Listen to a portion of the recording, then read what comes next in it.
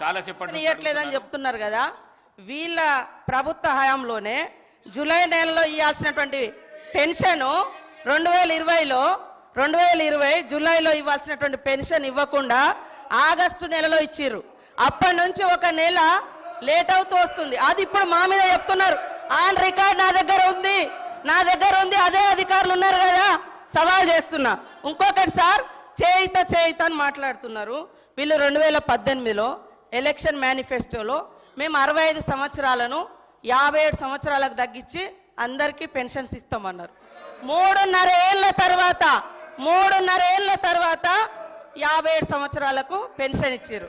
అదే కాకుండా వీళ్ళ హయాంలో డబల్ పెన్షన్స్ తీసుకున్నటువంటి వాళ్ళు, సర్వీస్లో ఉండి సర్వీస్ మూలంగా వచ్చేటువంటి పెన్షన్ 24,000 30,000 తీసుకునేటువంటి వాళ్ళకు కూడా ఈ 2,000 పెన్షన్ వర్తింపజేసాం, దాదాపుగా 5,000 మందికి.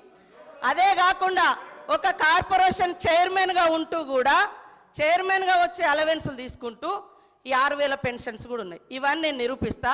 మరి ఇలాంటివన్నీ మేము సరి చేస్తూ ఉన్నాం. మీరు అద్భుతంగా అబద్ధాలను మా మీద ప్రచారం చేసి మీ సంవత్సరం మీరున్నప్పుడు కూడా 31వ తారీఖు 20వ తారీఖు 16 27 అట్లా ఇచ్చిన మొత్తం 2014 నుంచి డాటా మొత్తం నా దగ్గర ఉంది. మీరు చెప్పటే కరెక్ట్ అని చెప్పి మిగతా వాళ్ళంతా తప్పు, మేము తప్ప ఇక ఈ దేశాన్ని పరిపాలించటం లేరు, అందరు తప్పులు అనేటువంటి విధంగా మాట్లాడడం సరైనది కాదు. నేను ఈ రికార్డు ఇస్తా, హరీష్ రావు గారు చూసుకోవాలని కోరుతా ఉన్నాను. హరీష్ రావు